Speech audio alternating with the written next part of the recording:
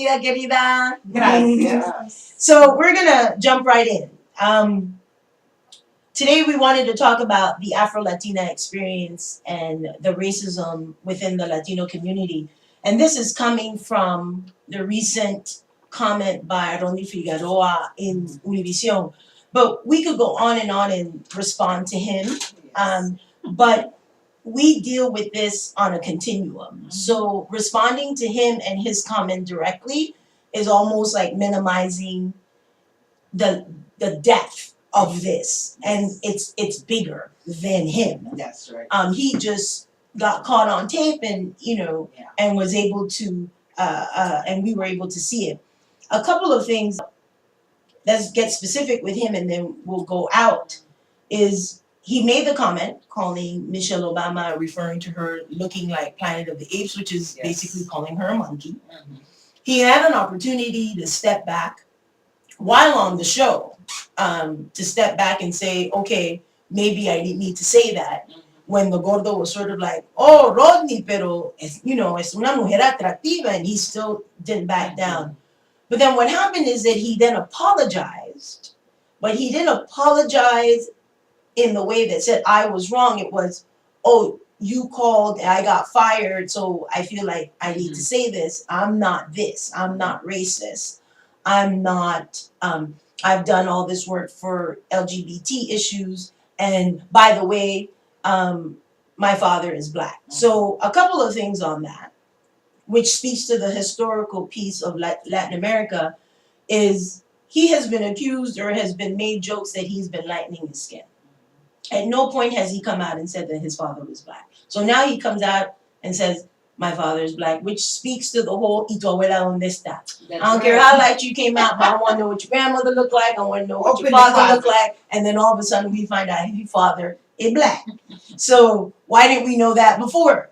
And then it just goes to that deeply rooted, we will recognize everything versus the African. And the African in Latin America has shaped very much Latin America. Yes. We run for the indigenous, we run the mestizos and whatever. And all those terms are all terms that say you mix with Black. Yes.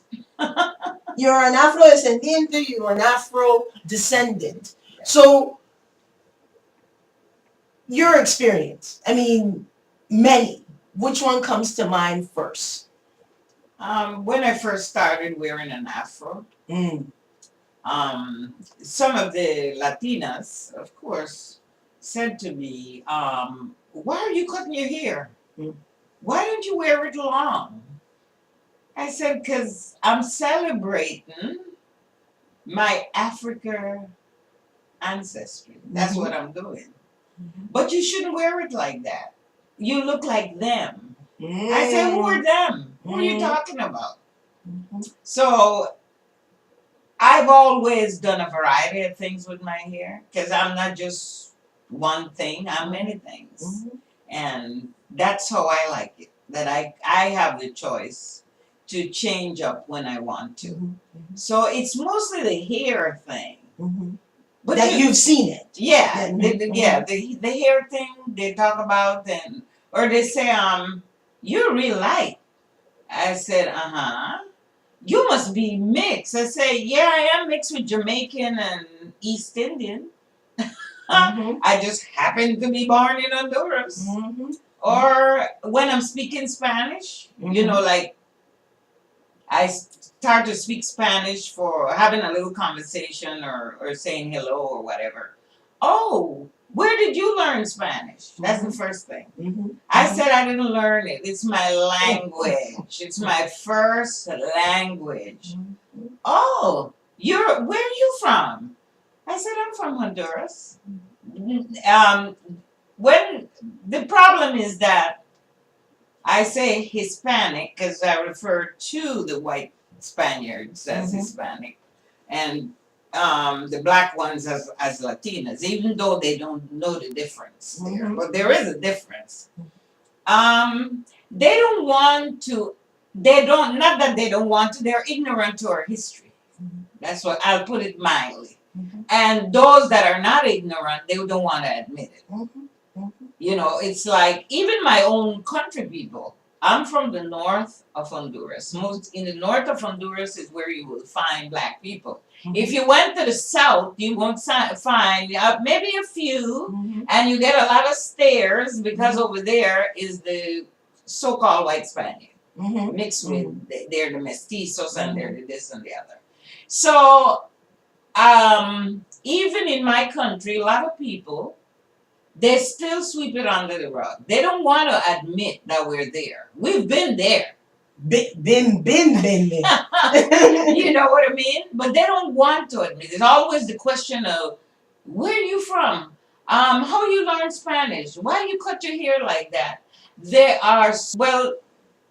so used to the status quo of the long straight hair, according to them, the status quo, that they don't want to admit there are other things. Even if you put braids in, even with braids, it's why are you braiding your hair? Because I feel like I'm a woman of many bloods. I'm not just one person, and I'm comfortable with all of them. If I want to wear a wig with straight hair, I do it. If I want to do weave, I do it. If I want to cut my hair, I do it. But don't try to put me in a box. And the thing is that it's not even about the box, it's about acknowledging that we exist. That's right. The historical papers don't acknowledge the African history. That's right. And then the countries themselves, you have countries who have not included Afro descendants in their laws, in their constitutions. We had Paola on the show a few months back from Bolivia, and she spoke about now finally the census coming up is asking about Afro-Bolivians. Yes. There's this sort of context that we're not in every Latin American country. And yes, we were, including Argentina. I saw black folks from Argentina. There's an African history in Argentina. Yeah. So what's sad is we have fallen for black is bad and white is good. And then in the Latino community, if we can pass for white, we would rather pass for white and not acknowledge the black. And the thing is that even the blacks that are blacks, darker than you and I, don't acknowledge their blackness and get into this, yo soy puertorriqueño, yo soy dominicano, yo soy costarricense, pero no soy negro. And then there's an education of, no, that's your ethnicity. That is not your race. That's right. And when you have to put those in that position that have an internal denial of their Africanness, they can't even say the word black. No pueden decir, sí, yo soy afrodescendiente, yo soy negro. Because by then, it's minimizing versus, shoot, I'm so proud of being an Afro-Panamanian and what comes with that and the history of being Afro-Panamanian, the history of being an Afro-descendant connected to people from Honduras, people from Nigeria, we don't want to acknowledge that. We don't want to celebrate that. Now, I'm darker than you. So I get the, pero tú eres negra when I'm done speaking Spanish. And I'm like, okay, I just spoke to you, recently, and I told this story to my young girls, and in a recent presentation, this woman was on the bus and she was struggling, and I realized that she spoke Spanish. So I got up and I walked over to help her and to translate. And I'm done translating and helping her in español y todo. And instead of her saying thank you first, it was, pero tú eres negra y hablas muy bien el español. Well, there it is. There it is. Ask me what she looked like. She was just as dark as me. Yeah. But I became the negra. Yes. And she became the Latina in that exchange, which speaks to how deeply rooted we are. And there is no Latin American country that I have been to that I don't see people just as dark as me, light like you, and darker than both of us. That's right. Yeah.